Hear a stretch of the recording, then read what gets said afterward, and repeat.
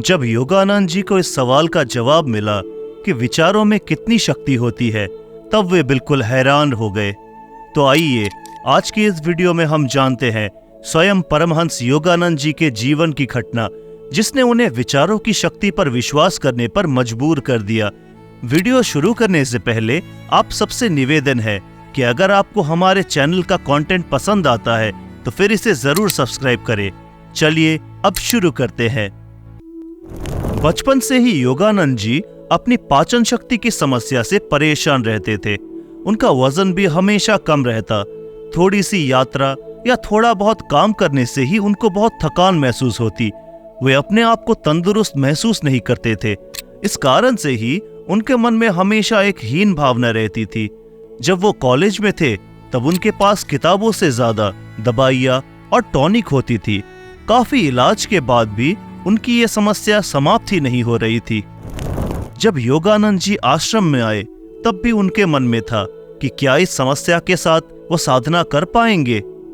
एक बार जब योगानंद जी आश्रम के बरामदे पर बैठे हुए थे तब गुरु श्री युक्तेश्वर जी ने उन्हें देखा और उनसे पूछा, क्या बात है मुकुंद, तुम्हारा शरीर तो बहुत दुबला पतला हो गया है।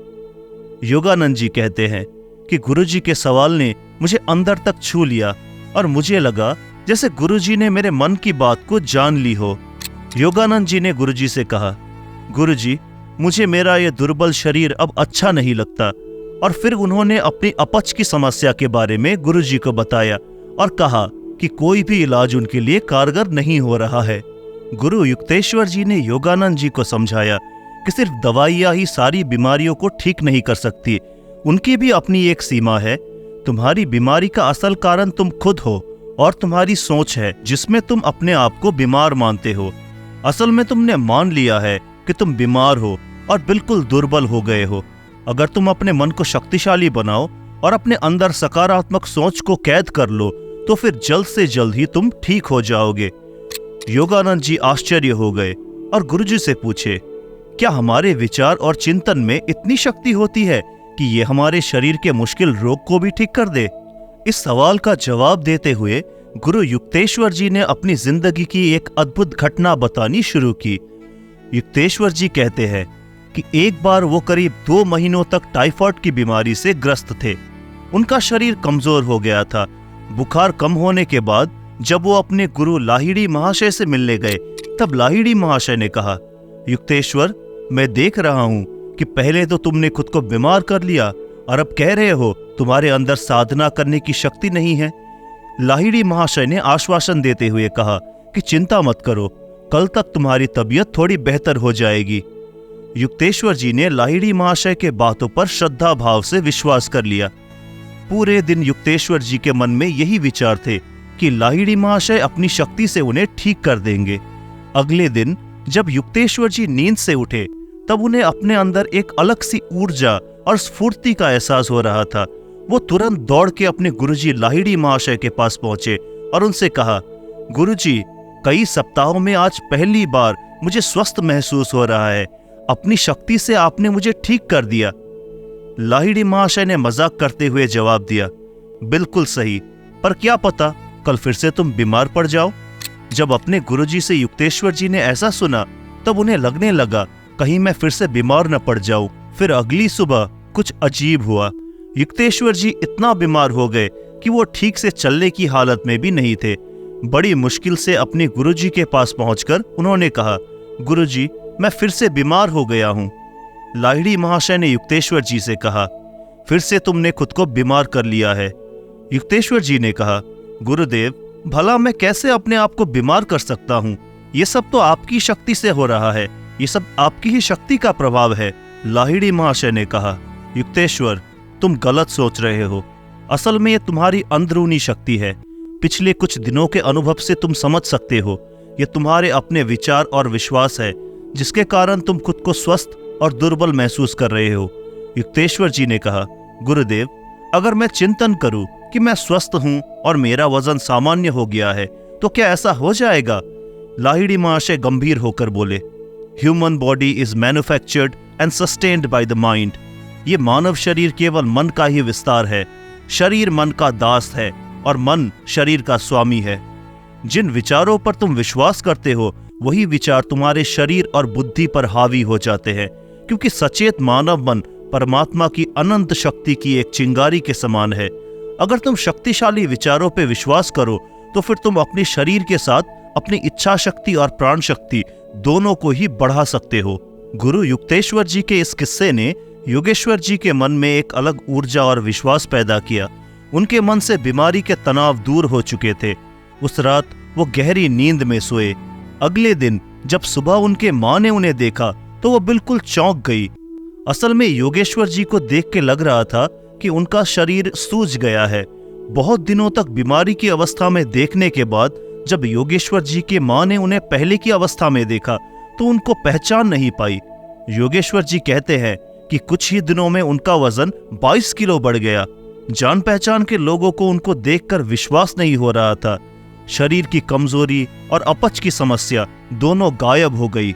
अपनी किताब ऑटोबायोग्राफी ऑफ योगी में परमहंस योगानंद जी बताते हैं कि इससे पहले जब भी उन्होंने इलाज कराया था तब उन्हें यह विश्वास ही नहीं हुआ था कि वो ठीक हो सकते हैं।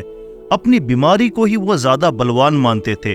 2 हफ्तों में ही उनका शरीर पूरी तरह से बदल गया और फिर इसके बाद उन्हें कभी भी अपच की समस्या नहीं हुई। योगानंद जी बताते हैं कि अपने विश्वास पर विश्वास रखना सबसे बड़ी दवा और सबसे बड़ी दुआ है। अब सवाल ये है कि हम किस प्रकार से अपने विचारों की शक्ति को मजबूत करें। इसके लिए योगानंद जी कुछ टेक्निक के बारे में बताते हैं। सबसे पहली टेक्निक है focus on the positive aspects. सकारात्मक विषयों पर ध्यान केंद्रित करें। हर एक परिस्थिति में अच्छाई को देखना होगा। यदि कोई अपने स्वास्थ्य के बारे में चिंतित रहता है और नकारात्मक सोचता है तो फिर उसकी तबीयत सच में ही खराब हो जाएगी। इसको आप एक चैलेंज की तरह सोच सकते हैं कि जिंदगी की हर एक परिस्थिति में आपको अच्छा ही सोचना है। जैसे हमारा शरीर भोजन में से सिर्फ अच्छे न्यूट्रिएंट्स को ही लेता है, उसी प्रकार हमें अपने सोच में सिर्फ अच्छाई को ही अपने अंदर उतारना पड़ेगा। परमहंस योगानंद जी का कहना है कि हथौड़े की चोट से ज्यादा शक्ति चलाने वाले के अंदर होती है। बिल्कुल वैसे ही शक्ति हम सबके पास होती है, लेकिन हमारे दृढ़ संकल्प में, हमारे मन में जितनी शक्ति होती है उतनी ही शक्ति हमारे शरीर और हमारे विचारों में होती है। अब इस मन की शक्ति को उजागर करने के लिए हमें सबसे पहले अपने विवेक के जरिए मन की नेगेटिविटी को हटाकर पॉजिटिविटी को अपने मन में उतारना होगा। जितना ज्यादा हम इस प्रक्रिया को करेंगे उतना ही मजबूत हमारा मन होता जाएगा। दूसरी टेक्निक है बी कॉन्शियस, यानी कि सचेत हो जाओ। इसका मतलब ये है कि जैसे आपके अंदर कोई विचार उत्पन्न होता है तभी आप सचेत हो जाए और उसको देखने की कोशिश करें। इसको करने के लिए सबसे पहले आपकी चेतना का स्तर ऊपर उठा हुआ होना चाहिए। इसके लिए आवश्यक है ध्यान का अभ्यास, ताकि बिना जजमेंट और रिएक्शन के हर अच्छे बुरे विचारों को हम देख सके। हम ध्यान में नॉन जजमेंट को प्रायोरिटी देते हैं और इसका अभ्यास करते हैं, जिसकी वजह से हमारी चेतना का स्तर ऊपर की ओर गति करती है, अलर्टनेस बढ़ती है और इसी अलर्टनेस में ही हम पावरफुल थॉट्स का चुनाव कर सकते हैं। इसीलिए विचारों की शक्ति को सजग रूप से प्रयोग में लाने के लिए ध्यान बहुत ही आवश्यक है।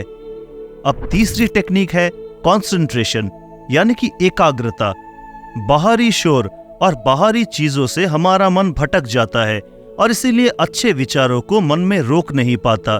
इसीलिए कंसंट्रेशन की पावर को बढ़ाना है, ताकि आप अपने मन के अच्छे विचारों को मन में ही कैद कर सके। परमहंस योगानंद जी का कहना है कि इसके लिए हमें किसी उच्च विचार को पकड़ना होगा, जैसे कि मैं अपने मन का मालिक हूँ, या फिर मैं आनंद और ऊर्जा से भरा हुआ हूँ। फिर उस विचार के बारे में बार बार सोचे, उसे अपने शरीर में महसूस करे, अपने लक्ष्य को अपने आंखों से ओझल न होने दे। इस प्रकार से कंसंट्रेशन बढ़ता है और हमारी मानसिक ऊर्जा एक सही दिशा में प्रवाहित होती है। इसी प्रकार अभ्यास करने से विचारों की शक्ति इतनी पावरफुल हो जाती है कि जिस चीज पर संपूर्ण रूप से विश्वास करते हैं वो सच होने लगता है। तो दोस्तों, आज के लिए बस इतना ही। अगर आपको ये वीडियो अच्छा लगा हो तो हमें कमेंट सेक्शन में जय श्री कृष्ण अवश्य लिखें, या फिर आपके विचार व्यक्त करें और हमारे इस चैनल को सब्सक्राइब जरूर करें। तो मिलते हैं अगली वीडियो में। जय श्री कृष्ण।